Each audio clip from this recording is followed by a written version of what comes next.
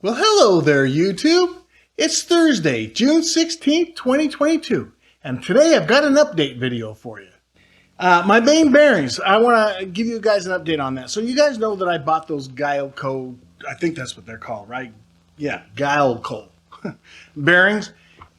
And the first bearing I tried to put in, as far as I'm concerned, didn't fit. So I asked, what should I do? And Tassos has a great idea. If everything's right, why not just heat it and then cool the other part, put the two pieces together. I get it. But I thought it would be more beneficial for everyone involved, including myself, if I just ditch that whole idea and just go ahead and buy some genuine Mercedes-Benz parts. Okay? The reason why I bought those Guilecos before is because, first off, the main bearings actually cost more than genuine Mercedes bearings. They cost about $10 more for those other bearings. But those rod bearings, you see how expensive those are? They're $480 for rod bearings. And they're only like 100 and something of the Geico. So you spend a lot less on the other side, and that company's well known. They've been making bearings and everything else. So I went with that. I wanted to keep it matched. My bearings on top and bottom matched. That's the only reason. Otherwise, I would have bought main bearings, genuine Mercedes, because they were already cheaper. All right. So that's why I went that route. But this is what you would do if you went to MBUSA. Most likely, depending on where you go. Now, you guys remember, in my other video about how to buy genuine Mercedes-Benz parts dirt cheap, I have a way of discounting that by about $200. I'll show you. This is what I ended up paying for it. Okay? So using my method, because if you just go to MBUSA, you're going to be targeted as that's where you are. And you have to pick a place. They're not going to just give you the low price and say, oh, this price over here in Timbuktu is a lot cheaper than your local MB, even though we're out of the same network, because they're having a sale. So you have to find your sales. You have to know how to use Google. You have to know how to do site searches. You have to know how to find the discounts, find the cheapest part. Okay, so this still came from MBUSA. It's identical in every way. Okay, now I got another additional discount on top of those other discounts. Now, how did I do that? Well, let me tell you how I do that. What you do is once you start using any of these sites, if their feed is coming from MBUSA, this is going to work. Okay, you go ahead, you find the parts you need. Hopefully, you already found the cheapest part. Put it in your shopping cart. And then leave it there, okay? Make sure you're logged in and everything so they have an email address. So somehow they need to get an email address. All right? So you start the process of checking out or whatever it is. All right? So now they've got you, they think. So then you just basically abandon it. You don't delete it or anything like that, but then you're going to get an email. And the email's going to say, hey, you forgot your full cart. Here's another 5% discount, okay? So that's how you can get that other discount. All right, so now what else do I have for you guys? Hopefully, I'm giving you guys something that's of value, right? Because I'm at a roadblock. So here's what happened on the valves. All right, so I bought genuine MB valves, okay? And they were on order.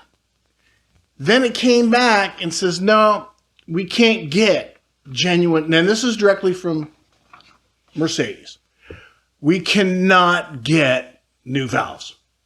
The only valves they have are so-called reconditioned valves. And the guy even at Mercedes-Benz says, reconditioned intake valves. He goes, what the heck is that? And that's what I said. What's the heck? What is a reconditioned valve? Isn't that something I'm doing? So I decided to go with what is that, TRW? So they're on order, and I ordered them, and we're going to make a quick comparison right off the bat. I want to measure that valve stem immediately. Because if that valve stem really is all the way on the top end, I'm going to go ahead and purchase 4 more for the other side. So I purchased 4 at this point. You know, I probably should purchase them all. I only got them for, you know, I think $17 a piece. So they're not that expensive. So I should have just bought them all, but I'm on a tight budget right now because you see some things are happening, right? I mean, I went from paying, you know, what was that before?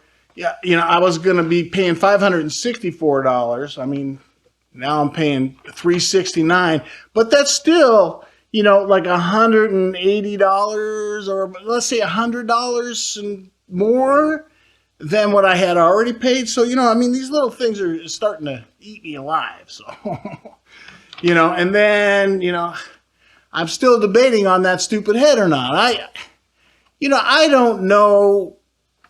I'm going to try to clean it up, so that'll be a video, I guess. I'm going to see if I can deburr it and fix all that kind of stuff. But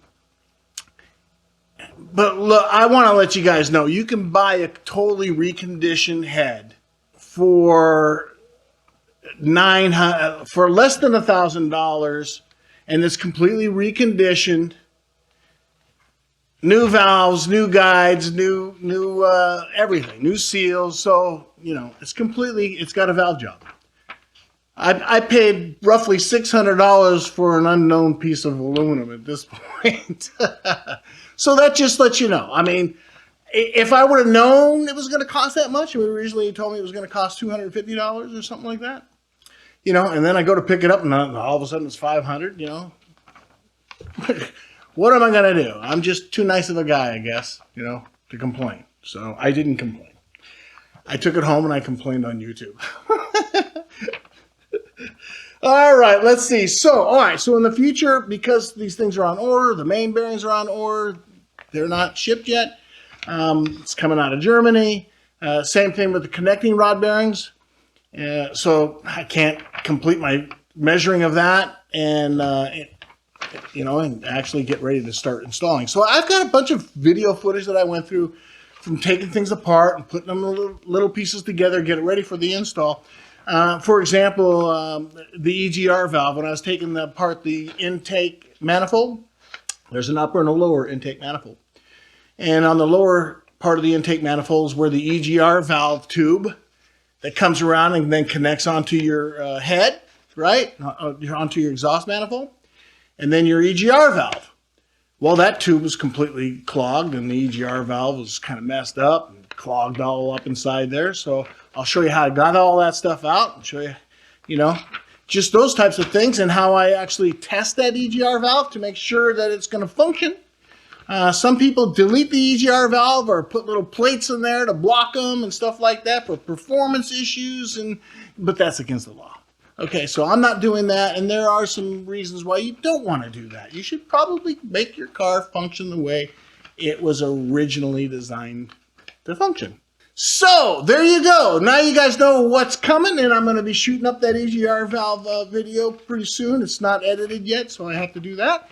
And I think that's the end of this video.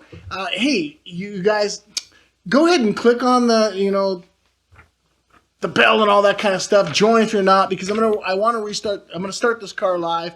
It's going to be a fun event. I like to have like a lot of people there because when it doesn't start, I want a little bit of support. That's just it, right? I've been all alone on this whole project so far, so you know, it'd be nice to have some people come along, and you know, having subscribers is really making it worthwhile. I would love all of you guys. I really do, because it's kind of cool, and you're even asking me some questions, like as if I know what I'm doing. All right, guys. Well, I appreciate you subscribing, and hopefully this wasn't too boring for you. And I'll do that Egr valve. That's kind of fun. You know, it's nothing magical or anything, but it'll be fun. All right, I'll catch you guys in the next one.